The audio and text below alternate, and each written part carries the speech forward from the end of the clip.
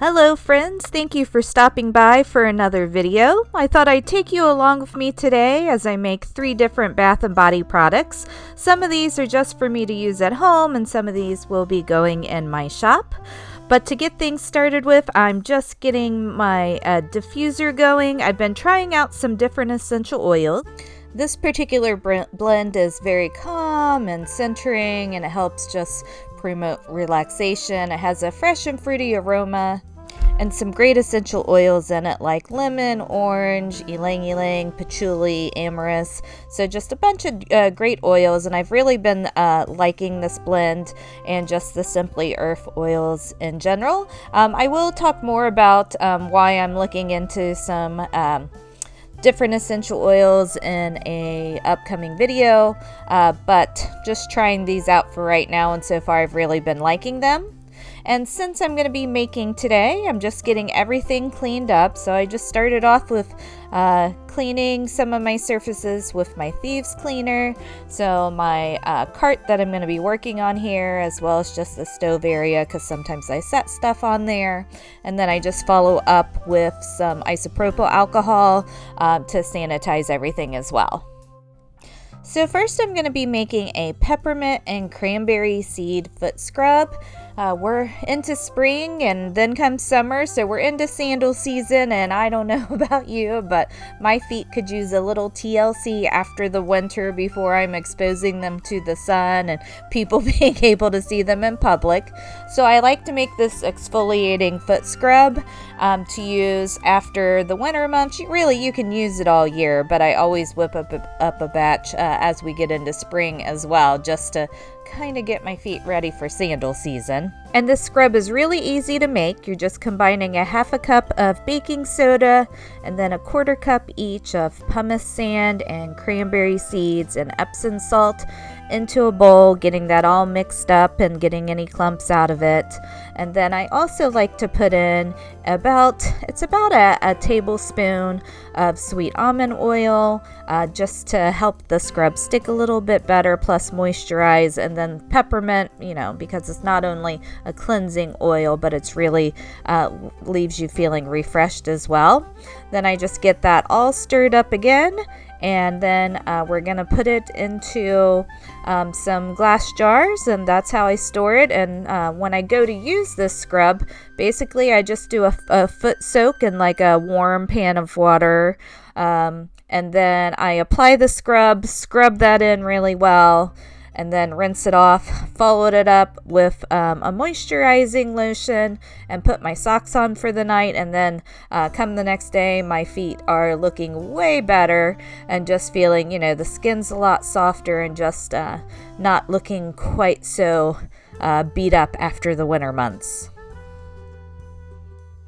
Now we're moving on to some shampoo bars. I like to make these just for myself. It's not something that I sell. You definitely could, but I just have it for at-home use.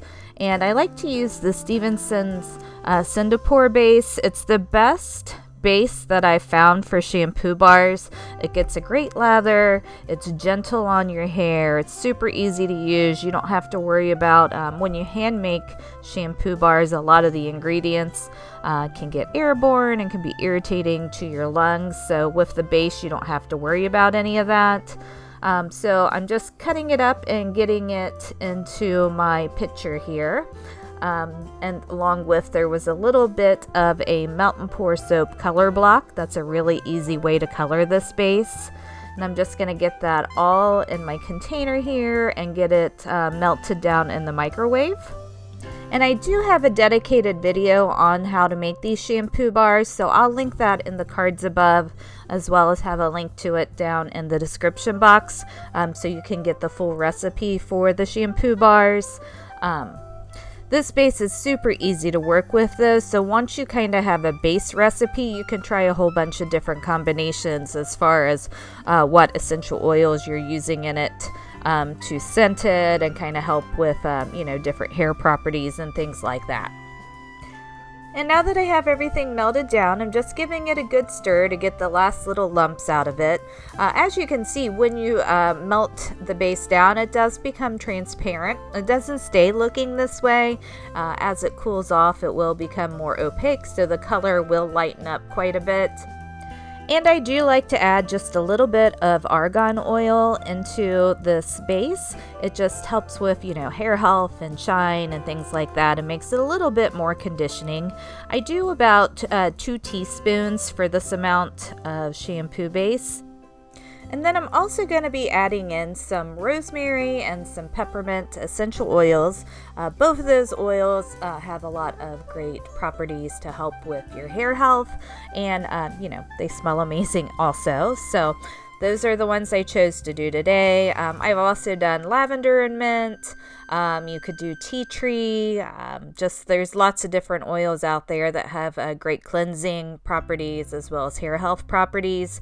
So pretty much any, you can pick and choose whatever you like best and customize this to whatever your hair needs are or whatever your scent preferences are. And now we're going to just give everything a really good stir here now that I have the argan oil in and the essential oils in. You do want to stir it for quite a bit of time. I usually go in both directions. I don't know if that makes a difference or not, but I like to think it does. So, I do like 10 to 15 stirs one way and then 10 to 15 the other, just to make sure everything's really nice and incorporated before I pour it into my mold. And I wasn't 100% sure how this base was going to work with this particular mold, since it did have the relief in the bottom of it of the different plant leaves, but it actually worked really well. The impressions came out great. It didn't really stick to it. So as long as you allow everything to harden up, then you can use a little bit fancier of a mold if that suits you.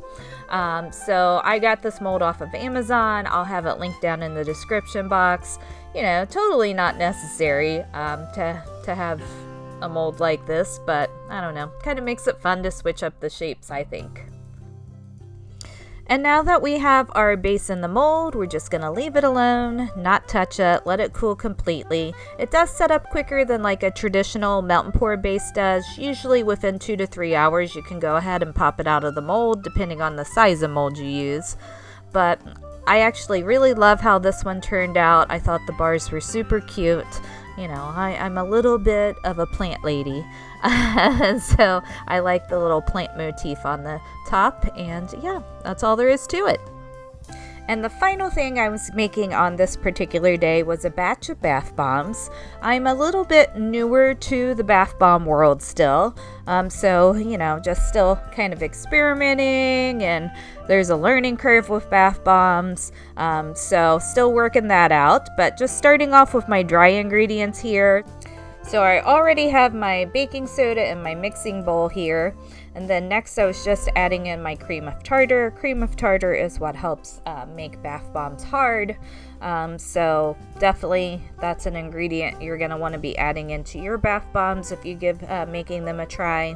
And then I have been trying to make my bath bombs without SLSA, just because it's not my favorite ingredient, just for different reasons, ranging from health concerns to it is a lung irritant when you're making the bath bomb because the powder is so fine. So I just like to try to avoid it. My other dry ingredients that I'm adding in now are some kaolin clay and some goat milk powder. Any sort of milk powder is going to give you lather and bubbles, which is what SLSA does. So I just like using that more natural option of a milk powder. You would have to take a look at coconut milk or something like that if you're trying to make them vegan, but I'm experimenting with a mix of different milk powders. And so far I've had a lot of success with the milk powders. They make your bath just super bubbly, and they leave your skin feeling like smooth and silky. So if you haven't tried milk powders in your bath bomb, I would definitely say give it a try. I did add in some cantaloupe mica from Nurture Soap, just to give these a nice kind of orange sherbety kind of color, since we're doing grapefruit and tangerine. And then as far as the liquid ingredients that I'm adding in now, this was my essential oils as well as my polysorbate 80, my hemp seed oil, and my witch hazel. I like to add all of these wet ingredients in with my baking soda and milk powders and clays, and get that all mixed together before I go ahead and add in the citric acid.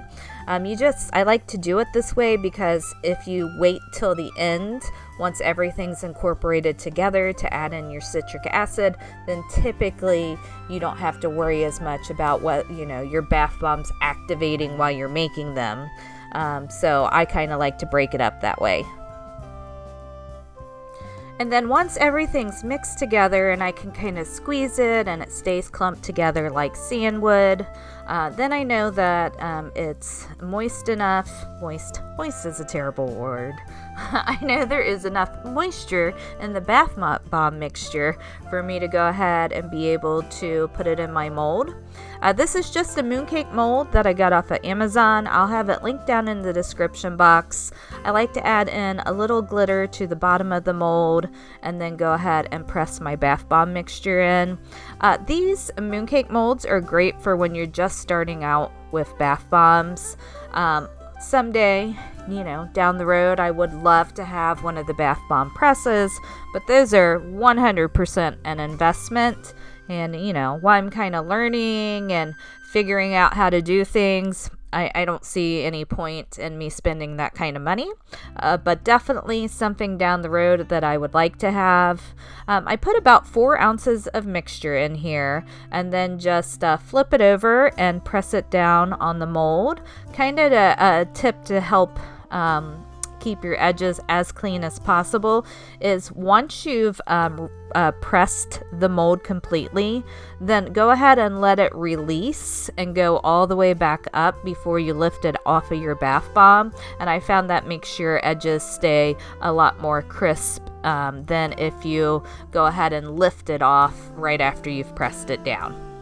I'm going to speed this last part up a little bit for you all. It is a little time consuming when you use the mooncake press, just because it takes time to get the molds filled up and things like that, but it's great for beginners. The learning curve wasn't too swift, I will say. So this came with, I think like 4 different mooncake presses in it, so I felt like it was a really good deal, and I've had some pretty good luck with it so far. And that is it. That's everything I made on this particular day. It was a great day of making, and I hope it gives you a little inspiration to go make some things for yourself, no matter what that is, whether it's for gifts or just for your own personal use. It's always a great day when you can get out and make something. At least it is to me anyway. So I hope you enjoyed today's video, and I will catch you in my next one. Bye!